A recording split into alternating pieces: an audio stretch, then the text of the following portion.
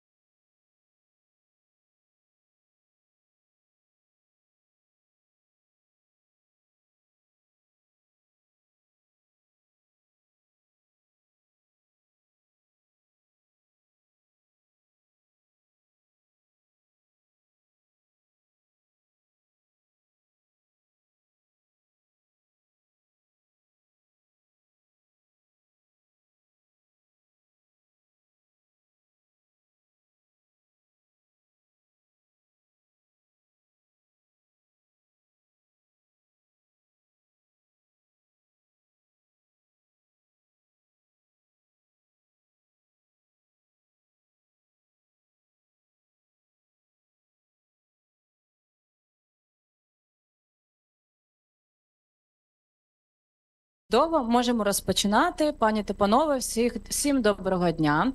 Робоча мова у нас сьогодні буде. Great. We'll begin. Dear ladies and gentlemen, good afternoon. We will begin.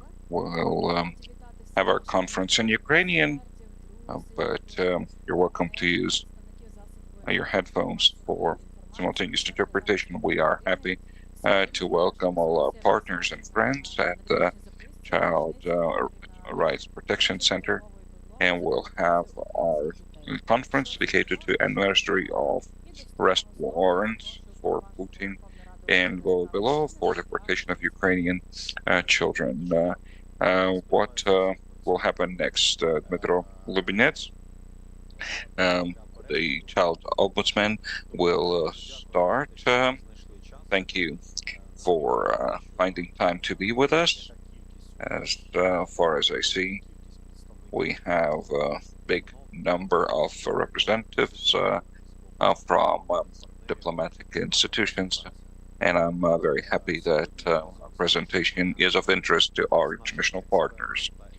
We will work with our experts today to present our analytical brief on the current situation with investigation of crimes of the Russian Federation against Ukrainian children. For us as representatives of Ukraine, this is issue number one, and we would like for this issue to be number one for you also, our respected international partners, because the issue of responsibility should be of utmost importance for all of us.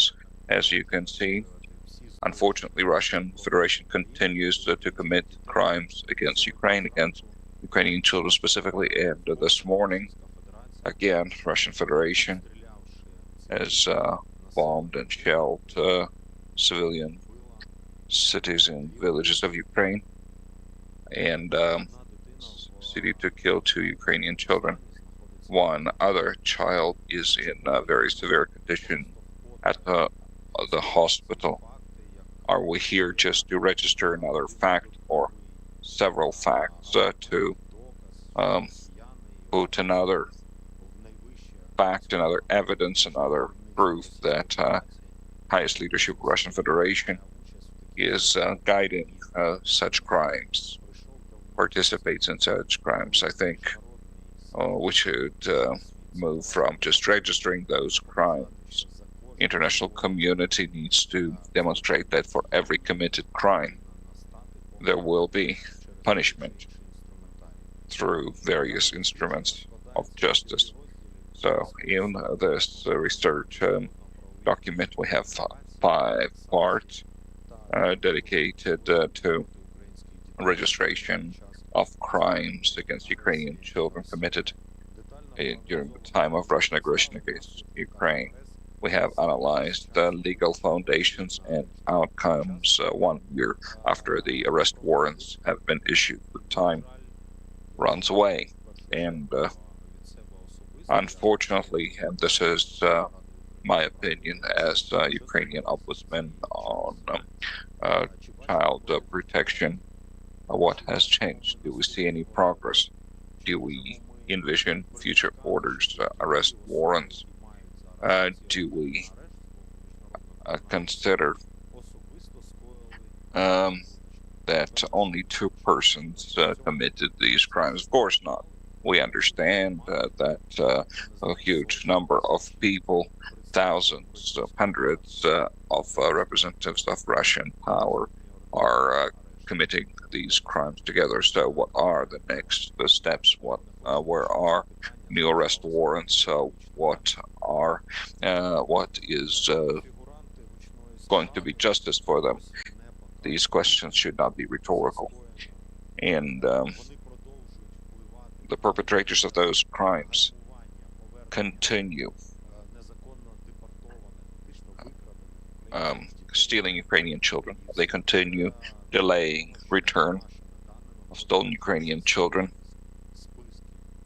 back to Ukraine, while they're making new lists to deport Ukrainian children. And maybe at this very moment, when we meet together, Russians continue to commit those crimes.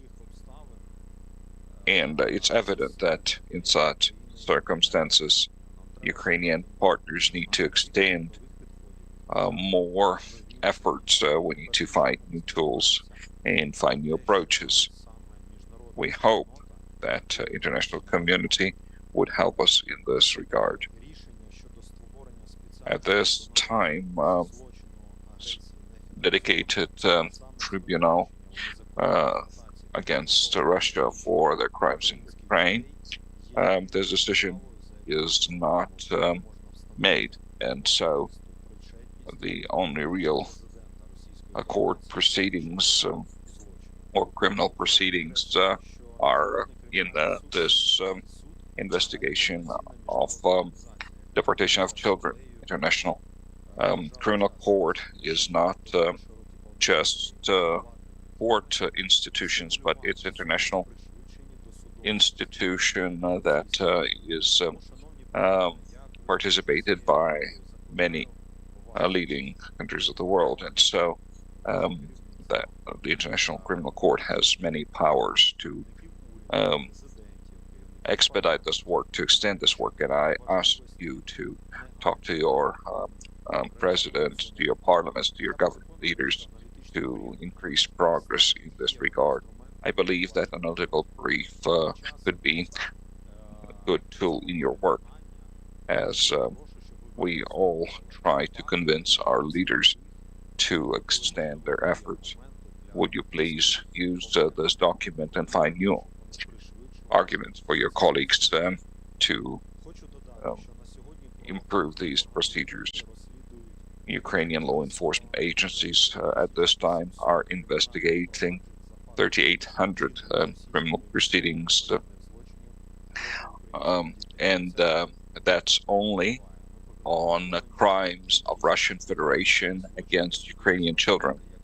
And unfortunately, the number of crimes increase, and the number of criminal cases would increase. We are looking for evidence. We are discovering perpetrators, and the General Prosecutor Office is working actively together with the International Criminal Court as part of international coalition to return Ukrainian children back to Ukraine. Ukraine is working hard to return children home, but also to register Russian crimes against Ukrainian children. We had a meeting here in this room for the members of International Coalition. Have presented 10 projects to improve the situation with Ukrainian children, including expediting procedure of returning them home. I'd like to use this opportunity to invite you as our international partners to improve and expedite procedure of implementing those projects. And if we have representatives of countries in this room who have not officially joined the coalition to return Ukrainian children home, we look forward to your positive decision, because children should be uniting us. Other than that, I'd like to thank experts, our men and women who dedicated their hearts to this study, to this research. This is very important for our country, for our society, and we hope that this very important analytical document, very professional, very detailed, would be helpful for you as well, because together with you, we can look forward to the moment when highest Russian Federation leadership will be condemned for these crimes.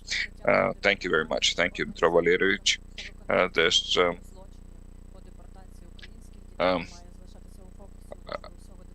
investigation of crimes of Russian Federation and return of Ukrainian children should be focused of all our partners until everyone comes home and until every perpetrator is punished.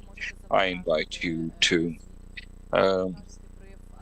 download this brief in Ukrainian and English using this QR code.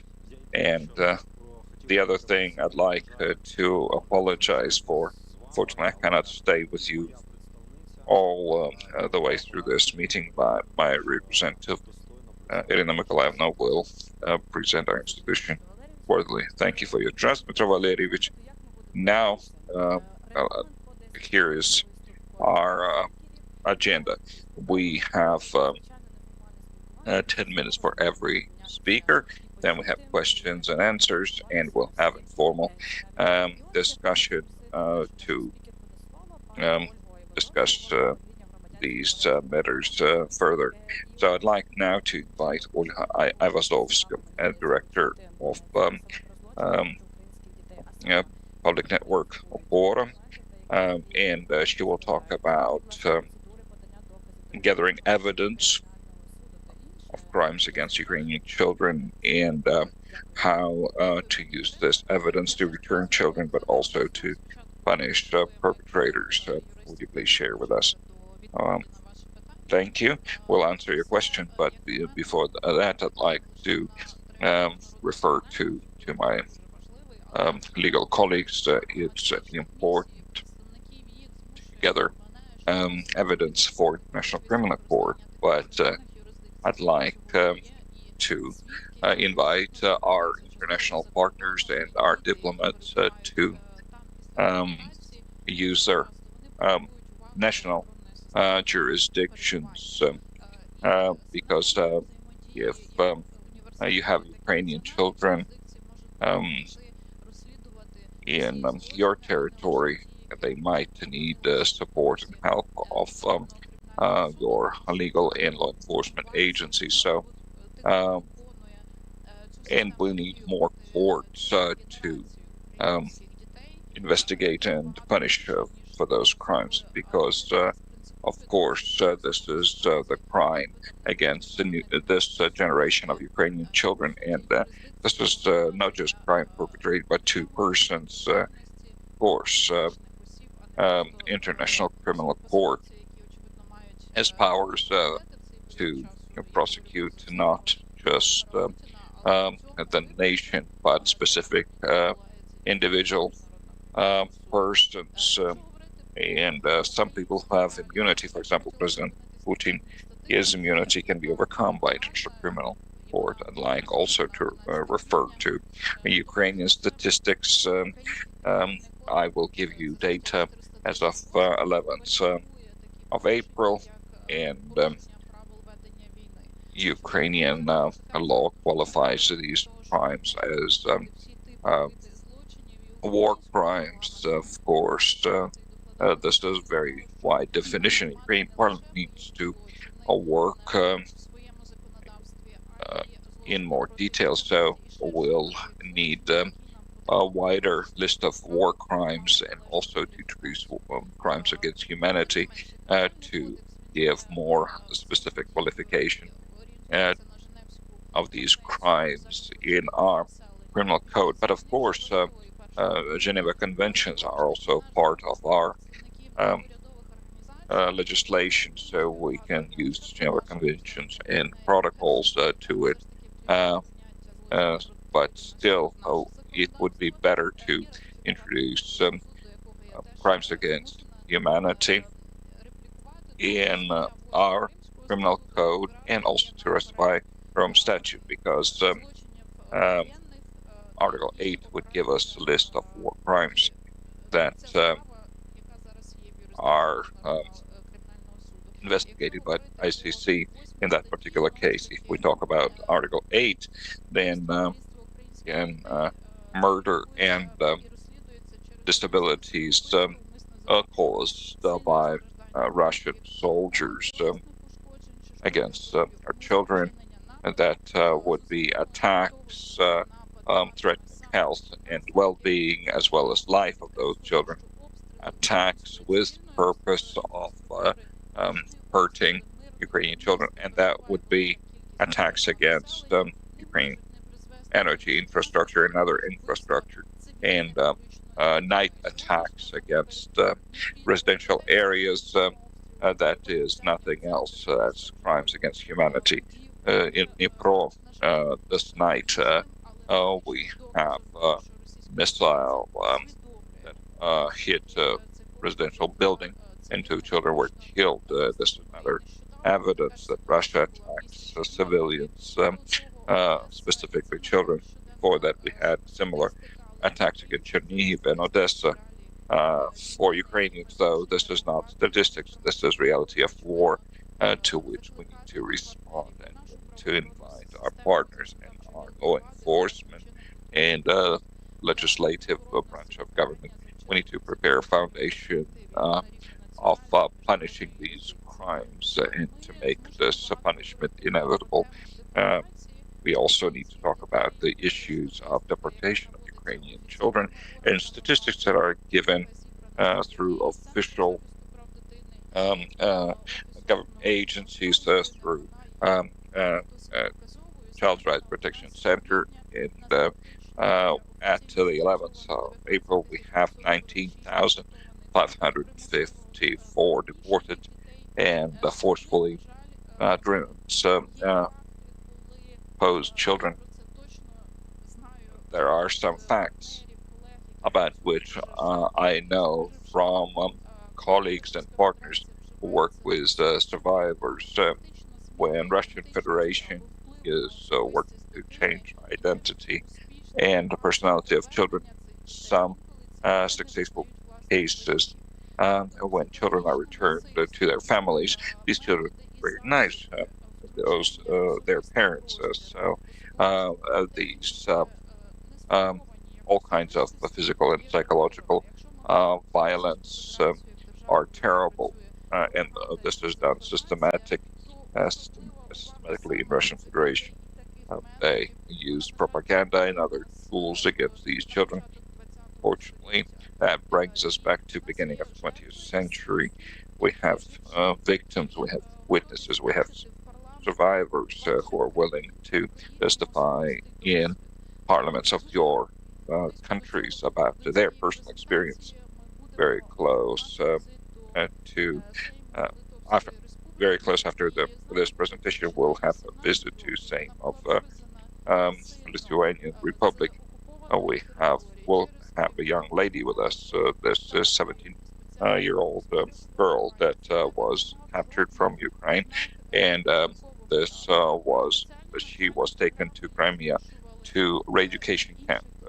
No recreation there. She and other children were forced to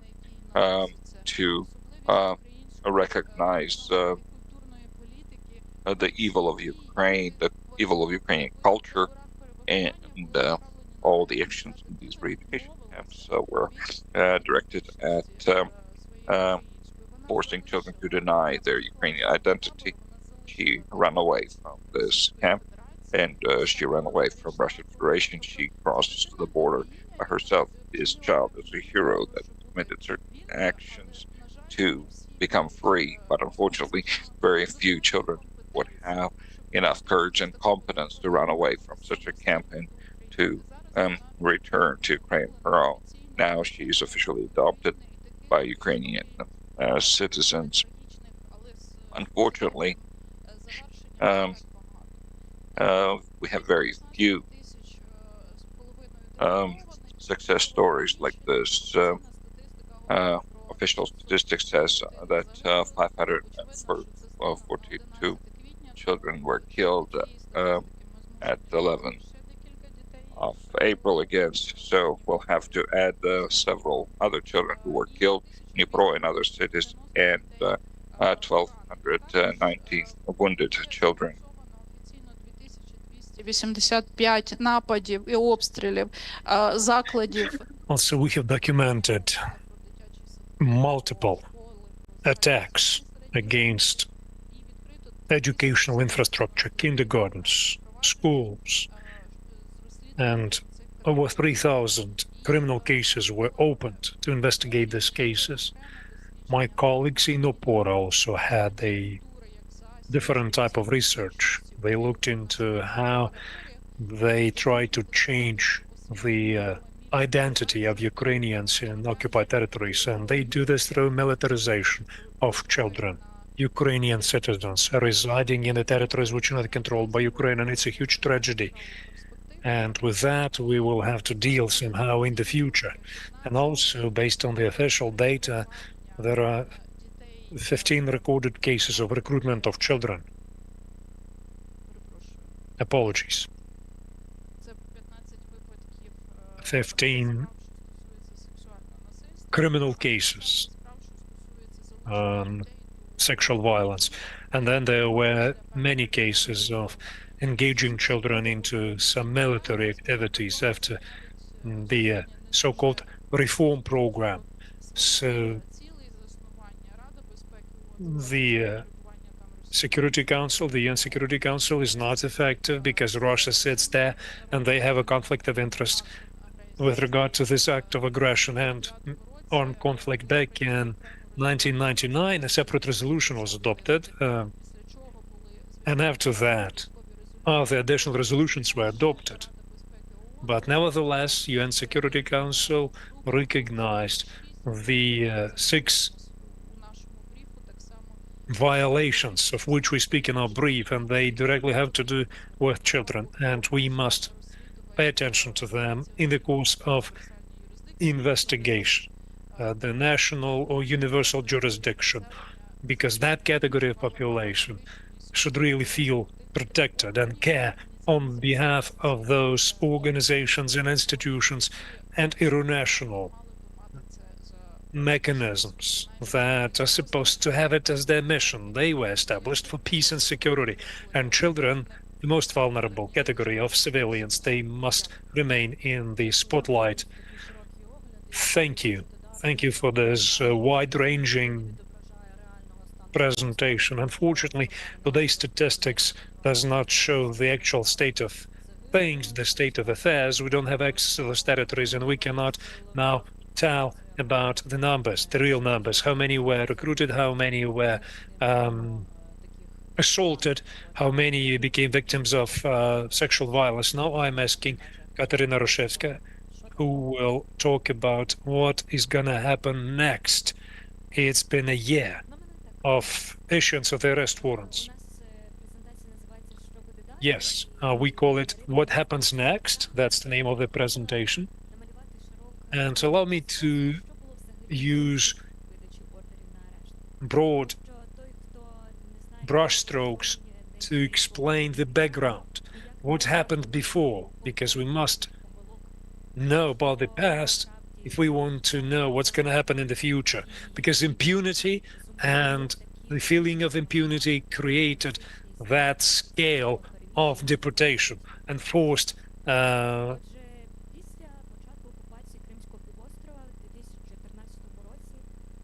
migration of people. So Russian Federation imposed its citizenship on Ukrainian children and other civilians. And they started removing them into their own territory. So we're talking about thousands of children. We are not talking about some sporadic cases.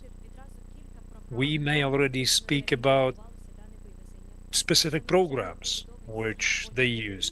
It's the so-called Train of Hope, the infamous Train of Hope, and then the Children and Families program of We Fly for the children, something like that. And then all that was also happening in the so-called DPR, LPR, and the situation was a bit different because Russia was not recognizing its effective control over these territories back then. And Russia was not imposing its own citizenship at that time, and that's why it was quite complicated for them to organize the process of removal of children from those areas. We were able to effectively bring back children into Ukrainian territory in many cases, and the government was trying to do the same in the occupied territory of Crimea. But again, after this illegal annexation, Russia failed to provide any information about those children, and of course they did not want to negotiate their return to Ukrainian territory, controlled territory. These facts were known to our government. Did they do any investigation about it? Yes, they investigated, especially the Crimean prosecutor's office started investigations. Did they send these cases to the International Criminal Court prior to the full-scale invasion? Yes, they did send those cases to the International Criminal Court. But speaking about 2022, that was the latest report of the prosecutor from the ICC, where they talk about forced deportation. They speak about prisoners of war, they speak about other prisoners, but they do not speak about children there. So now we talk about thousands of identified, deported, and forcefully removed Ukrainian children. But this process is continuing, and we just do not know what the final number will be. We just know about that we have 388 children who have been repatriated, brought back to Ukraine. In February 2023, the office of the prosecutor, the ICC prosecutor, and Karim Khan, the prosecutor himself, said that the deportation of Ukrainian children is one of the priority areas in the area of investigation in his office. And in March, the historic event took place. This is really a historic event. It's quite appropriate to mention here. And the prosecutor's office produced a very important statement. Two arrest warrants were issued for Putin and Lvova-Belova. I don't want to start talking about qualification and provide the details. Maybe Andrei will speak about this, but I am convinced that you know very well about all those indictments that were present and charges. This decision created some kind of feeling of elation, right? And each and every Ukrainian suddenly wanted to believe in enforcement of these decisions and warrants. We created hope for the survivors, for the victims suffering from these international crimes. But then somehow 1 month, then another month, then some time passed. There was communication process between government, NGOs, and ICC. And independent journalists also tried to communicate, but we saw that nothing was happening in this regard in terms of enforcement of these decisions. But what about occupied territories? What about Russian Federation? Have things happened? Have something happened there? Life did not stall there. No one was waiting until those arrest warrants are enforced. No one was waiting until the court would produce another decision. So the Russian forces were deporting Ukrainian children. They were removing Ukrainian children, but they chose a different tactics. Instead of removing children for good, we realized they do not need depopulated territories, right? They use the scorched earth tactics, that's their favorite tactics, but they do not need depopulated territories. They need people there. That's why they try to bring those children and adults back into those territories. They take them to Belarus, to Crimea, to Russia for the so-called short-term reformation. or re-education. So that is a violation of the international humanitarian law. That is the violation of the children's rights. And we call it militarization and Russification and political indoctrination of Ukrainian children. So that they in Russia created multiple programs to do this. And these programs focus specifically on children from the so-called new regions of Russia, meaning the occupied territories of Ukraine. So it's 85+4, that's the name of the program, then the university aid, then more than just a journey. Those are the names of the programs, and those are very short programs. They last for up to 3 weeks, but they are very efficient and very effective. During this very short period of time, the children are presented with alternative history about Russia, Ukraine, and the world. And Russia explains them how they may live now in Russia.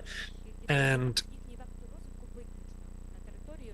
they are staying in the territory of Russia, and they will grow in the territory of Russia. They receive some gifts and presents and emotions, and they spend a lot of funds for that, and then they are brought back to their parents.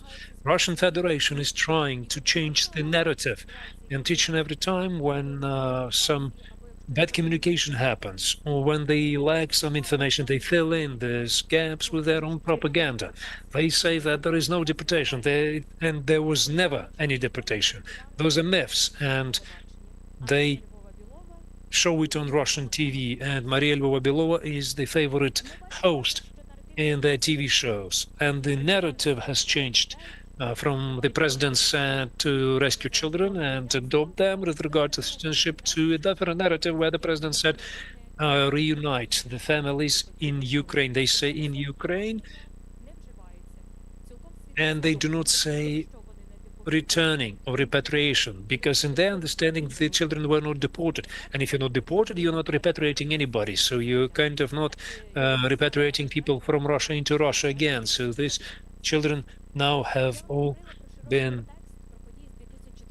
suffering from that, and some of them receive Russian citizenship, and it's been already some time, and we did not see other warrants issued by ICC against Ms. Kuznetsova, who was the predecessor of Belova. And we saw how specific children with specific names and last names were deported, and we know that they are now in Russia.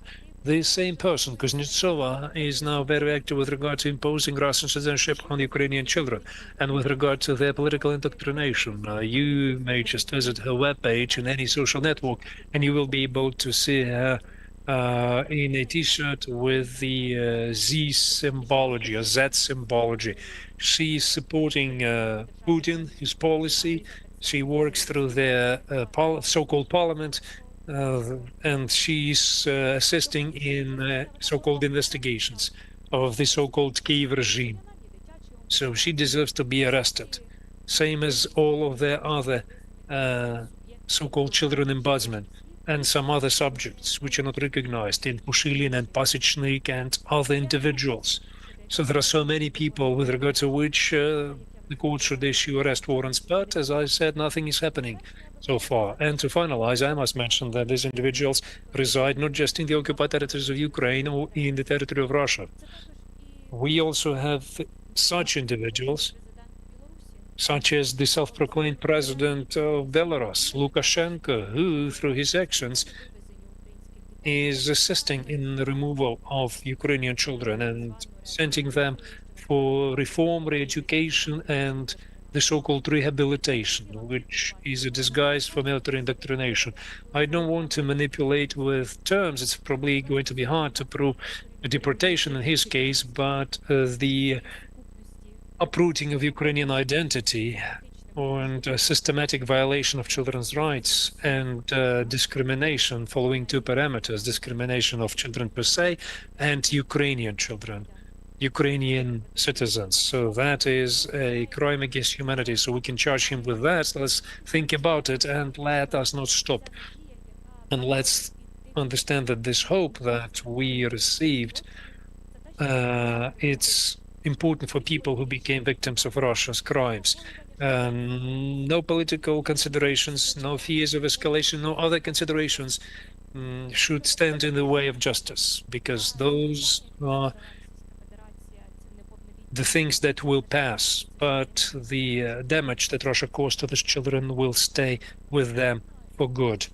Thank you, Katerina. Thank you. And Andrei Mikheyev, our last speaker, he is a lawyer and Ukrainian Victory Center expert.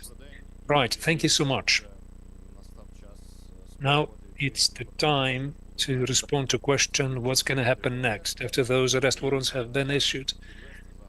And it's time to summarize and draw conclusions. Well, what's going to happen next? Only the ICC judges and prosecutors can answer that question. We can speak about what may happen and what should happen. And we can talk about some scenarios for the future.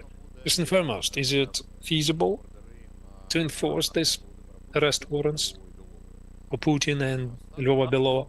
So as of today, and considering the experience with regard to previous orders, arrest warrants by the ICC, well, it looks very much unrealistic. From the moment of issuance of those warrants, Putin traveled a lot internationally.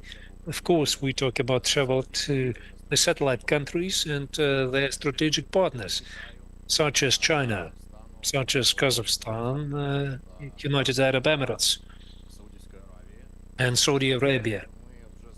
But as we know from the practical experience and existing cases of the ICC, even those countries that are parties to the Rome Statute and which are supposed to arrest suspects as per the request of the ICC, they refuse, just, deferring the immunity of heads of states like we saw back in 2011 after the arrest warrant was issued for the president of South Sudan.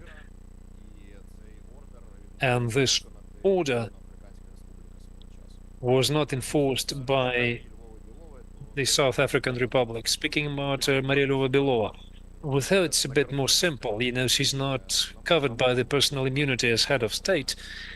And if she decides to travel and go to a country which is a signatory to the Roman Statute, she will be arrested and handed over to the ICC. But I'm not sure that she will travel anytime soon. Now, what the ICC can do without physically arresting these individuals and delivering them to The Hague, so they may just approve official indictment. The respective article of the Rome Charter allows to formally approve such indictments when everything was exhausted in terms of their arrest and delivery. They can still do it in absentia. That is legitimate. Unfortunately, it will not help with getting the final result and finding justice for the victims of such crimes, but that would change the status and the treatment of such people publicly, especially in case of Putin and his subordinates. Because when someone is just a suspect, this is one thing. When someone is officially charged and recognized as guilty, that is yet another situation, which is way more important and serious. As Dmytro mentioned in the beginning, both Putin and Lvova-Belova are not the only persons who are suspected in organizing and committing these crimes. Those are the top people in the list, but there is also a number of other Russian political figures and Ukrainian collaborators. The self-proclaimed Russian president Lukashenko is on that list as well. And his participation in these crimes was mentioned in the resolution of the Parliamentary Assembly of the Council of Europe, and also the governors of Russian regions and many more individuals who are quite high-ranking in Russia and in the unrecognized subjects in the territory of Ukraine. There are a lot of evidence and many grounds to launch investigations against them and proceedings, which could be wide-ranging and comprehensive. But then there is the key issue which arises in this regard about what can happen next, what can be done by the ICC. So we are talking about requalification or additional qualification of crimes which are now, or the charges which are now presented to Putin and Lvova-Belova. These two individuals, as of today, are charged in war crimes. The deportation of children by one group, Ukrainian children, to another group is directly recognized under Article 6 of the Rome Statute and under separate convention of 1948 as a genocide crime. Why it's important, why it must be recognized also as a crime of genocide or crime against humanity. It's important to understand what war crimes are.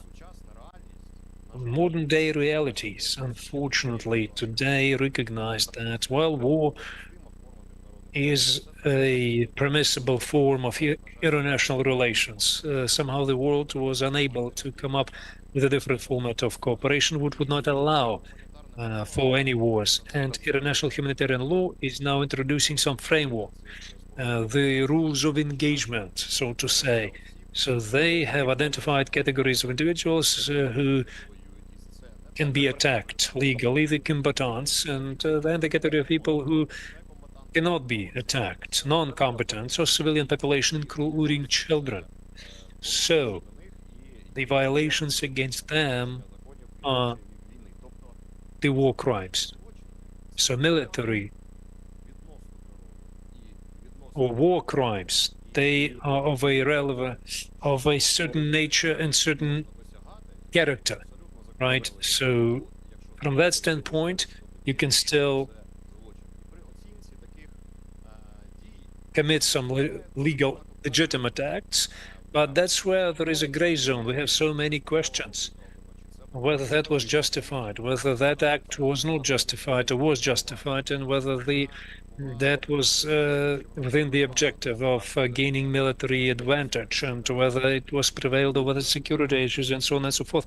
It's just, there are so many things that create doubt. But then the crimes against humanity or large-scale attacks against civilian population and genocide, which is a complete elimination of a certain group of population, that is an absolute evil. They really have the absolute nature, and they cannot be justified at all by none of the reasons or explanations. So this treatment of the world community against a leader who commits war crimes or a leader who commits crimes against humanity or genocide, those would be totally different types of treatment. And the convention against genocide from 1948, it mandates the states, it mandates the United Nations to do everything possible to prevent, to stop the crime of genocide and to bring perpetrators to justice. As mentioned before, removal of children from one group and into the other is defined as genocide according to the convention and according to the Roman statute. So based on the available evidence, there are all reasons and grounds to launch that kind of proceeding, because military and political actors in Russia and collaborators in the occupied territories of Ukraine, they were not just moving children from one place to the other. They also created measures to embed those children into a specific legal relationship by adopting them in cultural and educational space, while they were putting them in schools and so-called patriotic education programs, which are filled with anti-Ukrainian propaganda, and they are looking at complete change in the identity of these children, They want them to be anti-Ukrainian and pro-Russian.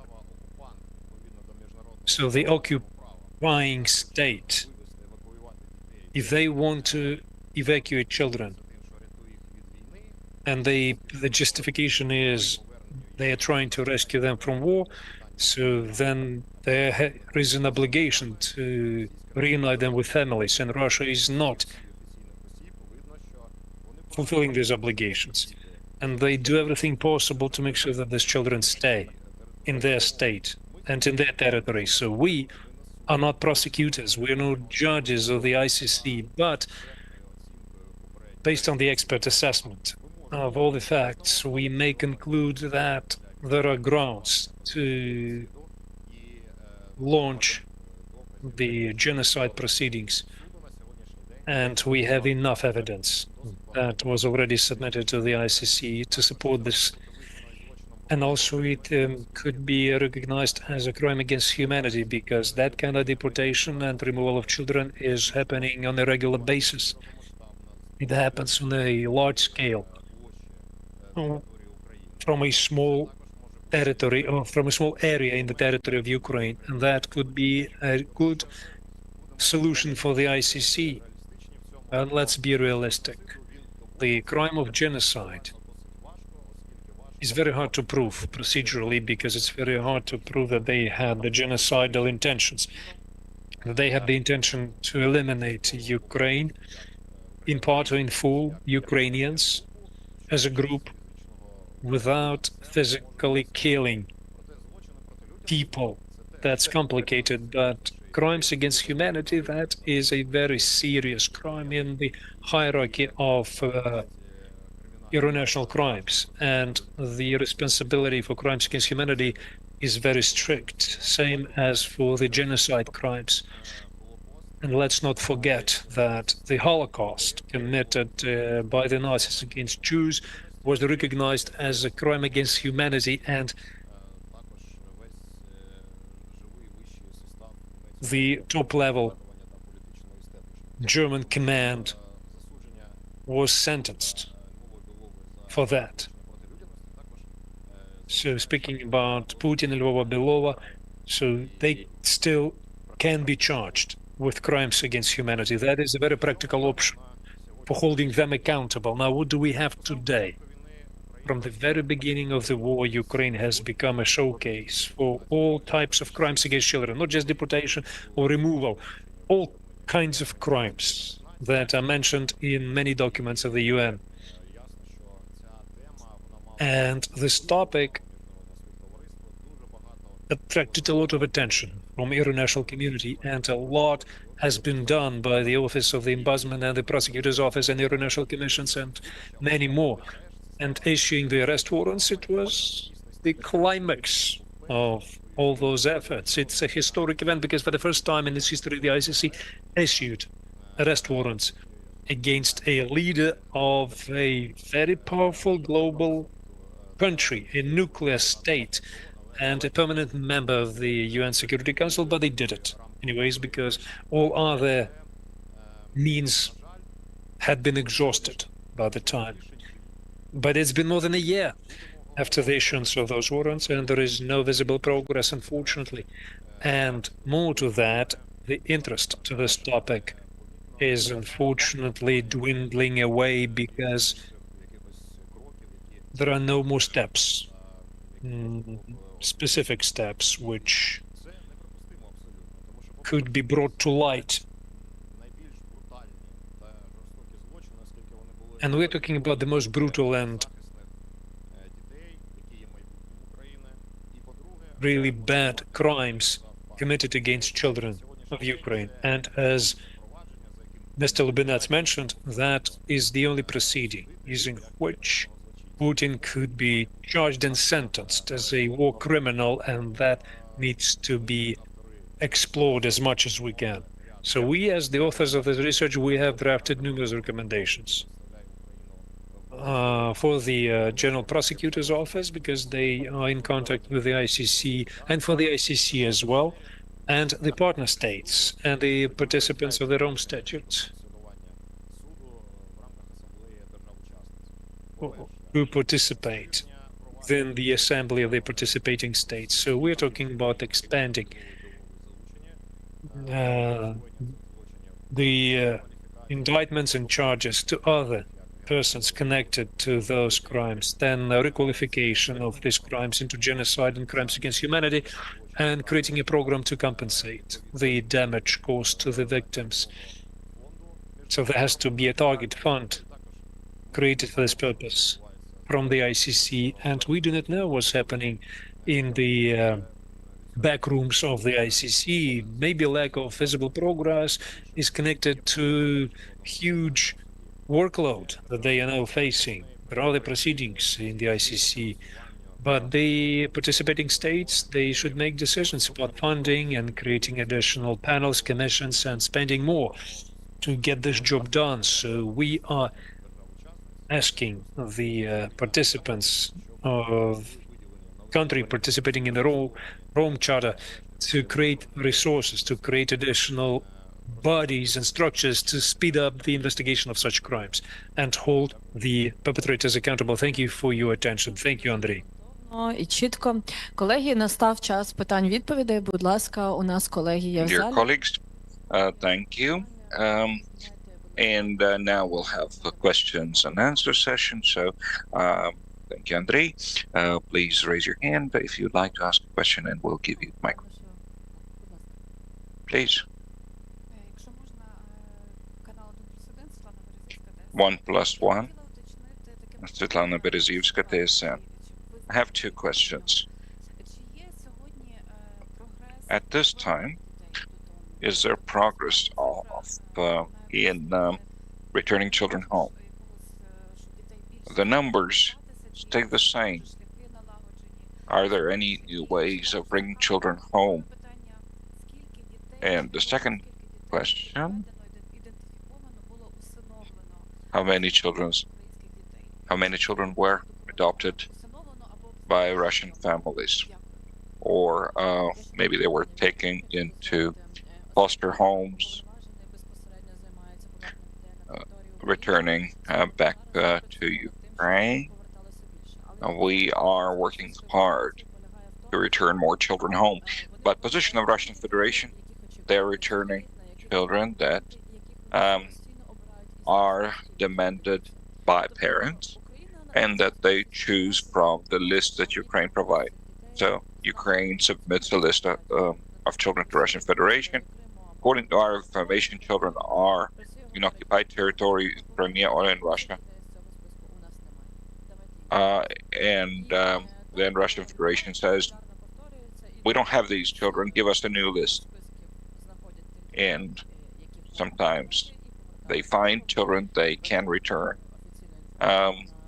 So then we inform about those children at our official website. Unfortunately, yes, the numbers are very low. And that's because we are waiting for a response from Russian side for a long time.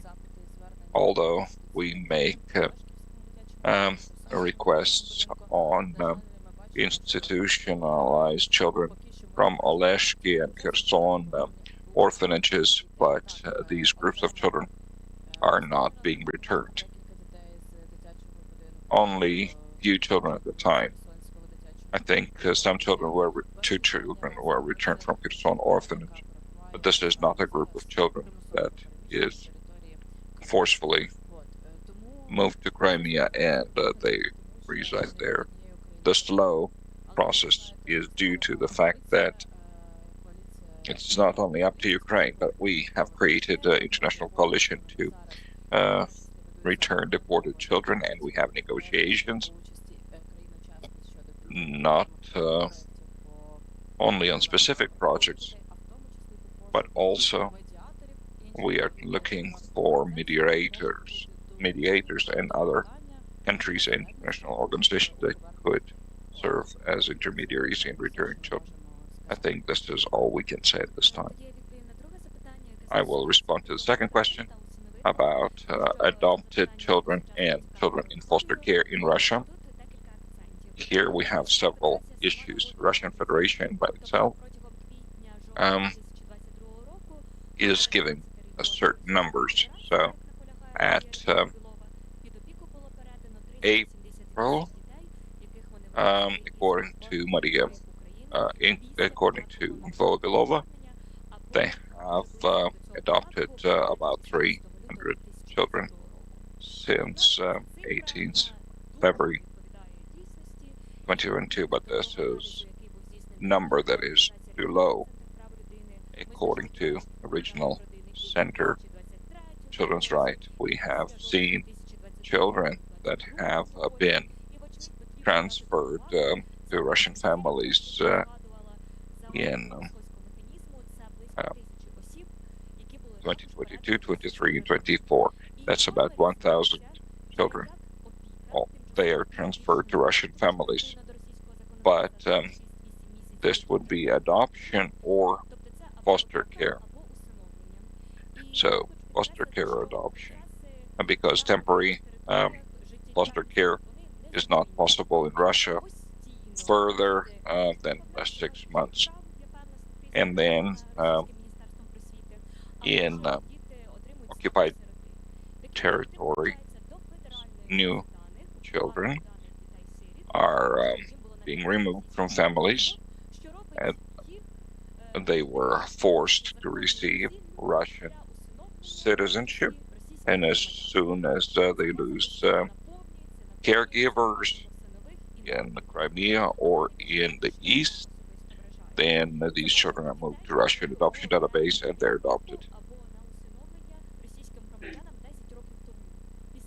But we have the similar situation with the children who have been taken to Russian guardianship and adoption since the beginning of the war in 2014.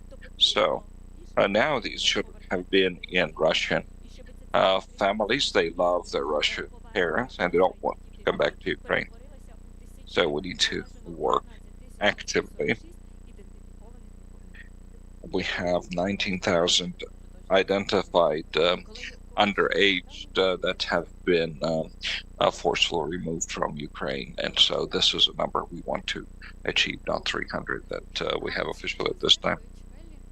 Hanna Sokolova-Stech, Deutsche Welle.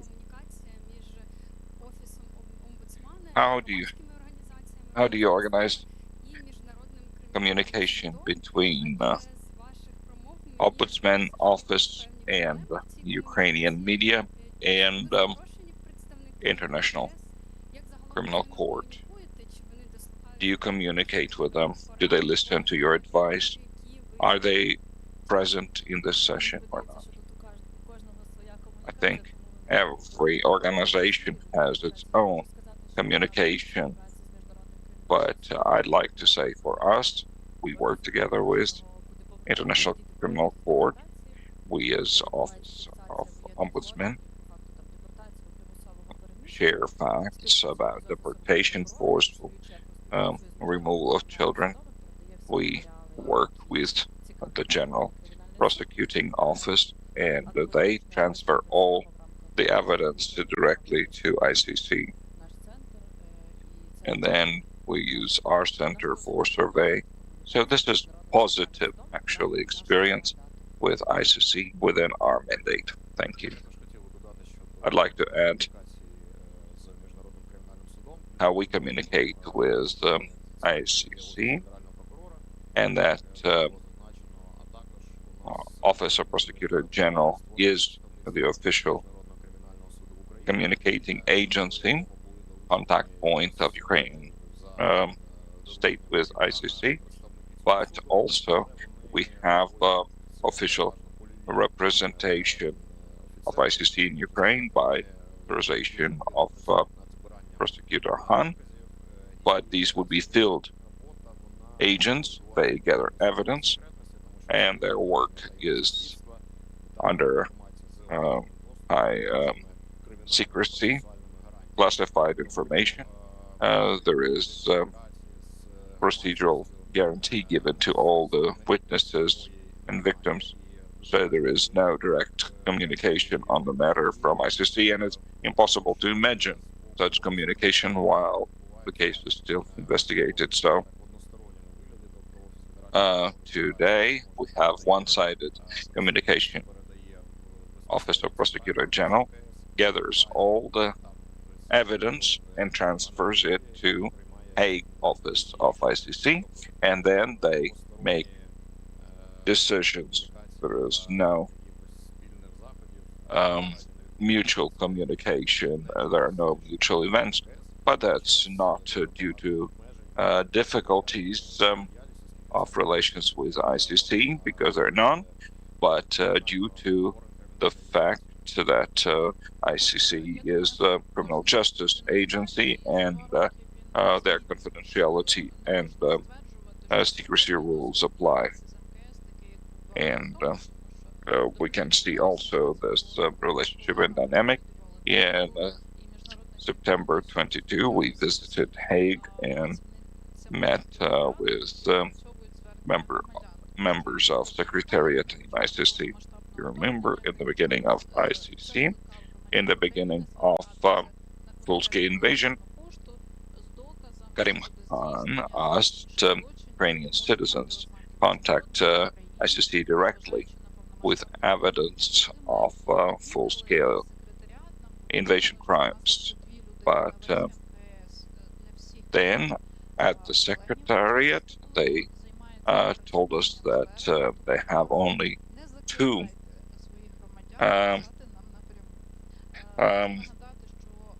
workers that process all such requests.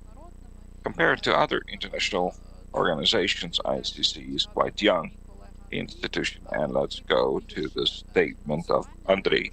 We need more financing to make sure that ICC can respond to multiple addresses of citizens about committed crimes.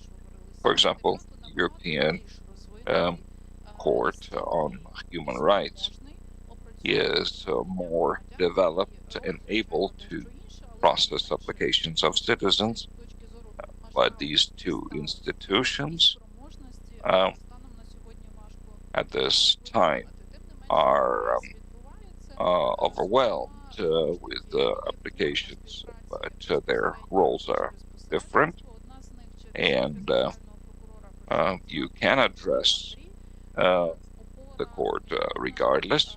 You can address through either Office of Prosecution General or through NGO like Opora.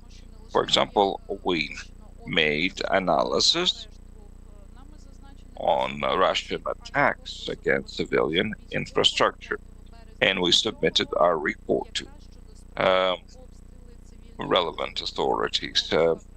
So we talked about 4 months of direct attacks against energy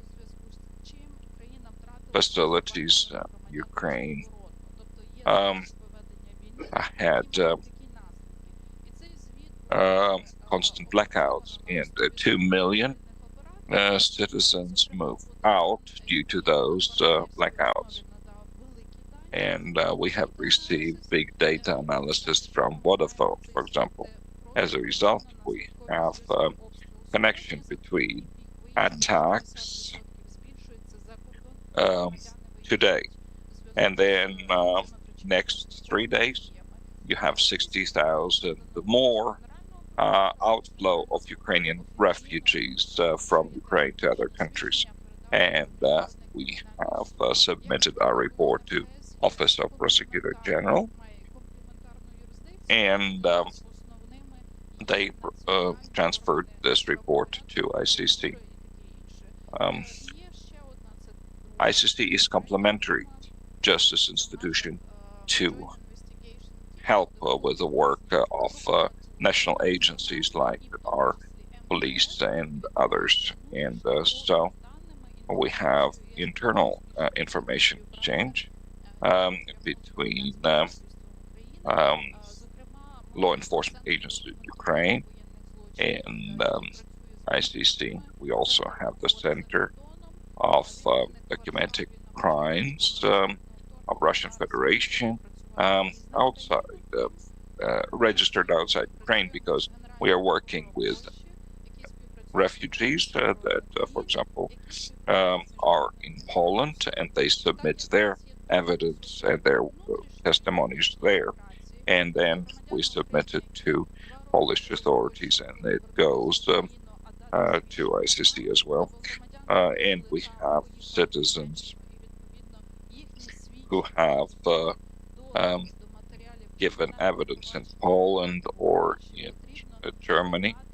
So in some cases, joint investigation team would transfer their evidence to German prosecution agencies or to Polish, because these evidence, these types of evidence should be preserved for history-informed investigation. And we have representatives here of various diplomatic missions. So let's build those bridges through local prosecuting offices of your nations. We have positive experience of Great Britain, and Great Britain facilitates further sharing of data outside Ukraine to expedite it as much as possible. The next form of information exchange is ICPA. This is a center that investigates the crime of aggression.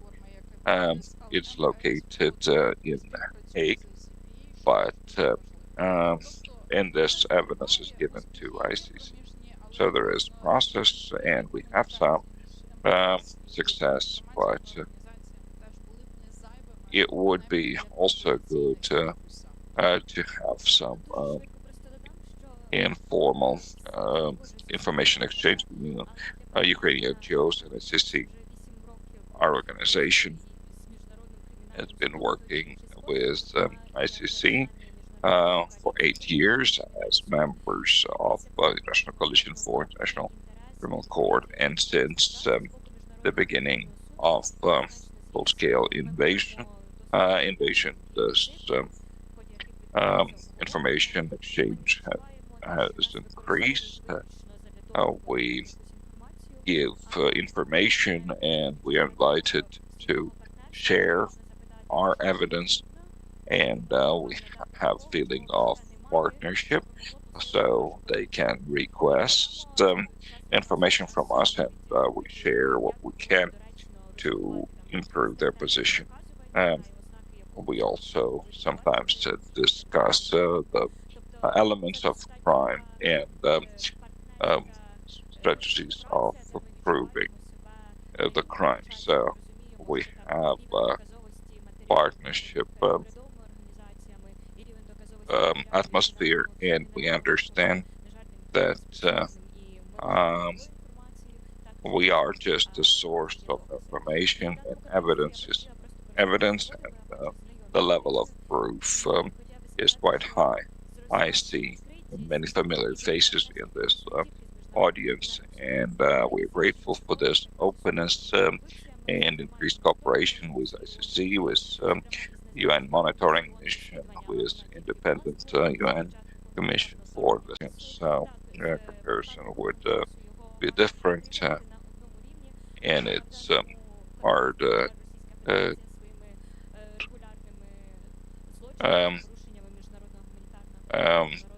to stay in line when a Russian aggression expands all the time, and this interest, unfortunately, will stay high as Russia will continue to commit crimes. So, unfortunately, there will be more cooperation in the future. I'd like to respond to the question about communication issues. We don't have any communication issues. The Office of Prosecutor General is overwhelmed with evidence they receive, but for our case, we have the Center of prosecuting crimes against children, and there will be a global report on the crimes against children made by the ombudsman, and it would have wider list of topics compared to what we have today. Thank you, Olha. So maybe very soon we'll have another session. Dear colleagues, do we have any more questions? Or shall we move to informal discussions? Please, who raised this? Dan? Thank you very much for the presentation and all of your insights. I think one of the panelists mentioned potential of trying in absentia. I'd be curious to hear a little bit more about the modalities of that, if this has been done before, and yeah, if there's merit to it. Thanks.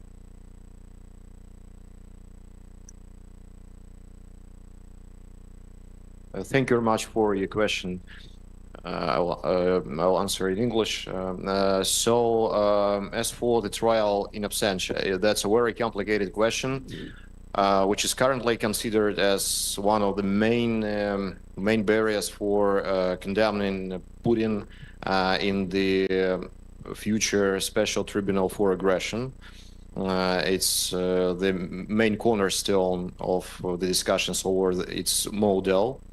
As for today, trial in absentia, unfortunately, is impossible in the format of international tribunals, especially the International Criminal Court does not provide the possibility to try a person after the charges have been approved.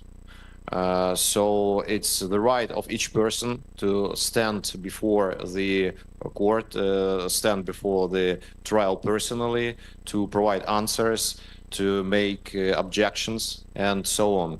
As I have mentioned, in International Criminal Court, currently it is only possible to approve charges, which is a preliminary step before judges come into play. However, there are precedents in the international legal practice of in absentia trying. For instance, the European Court of Human Rights considers cases in absence of the claimants because it's very it is very often when claimants to the ECTHR, they are imprisoned and they are sitting in prison in their states. However, it's not an obstacle for the court to consider cases. And it's totally possible to provide some exclusions, to provide some new amendments to the Rome Statute, as, for example, they were made in 2010 in Kampala amendments and so on. But, however, as of today, it's really a problem, and it's really a complication, as the physical detention and arrest and transportation of Vladimir Putin to Hague or to any other headquarters doesn't look realistic. Дякую, Андрію. Колеги, увага до притягнення до відповідальності щодо... Thank you, colleagues. Thank you, Andrei. Thank you for your attention to prosecuting crimes against Ukrainian children.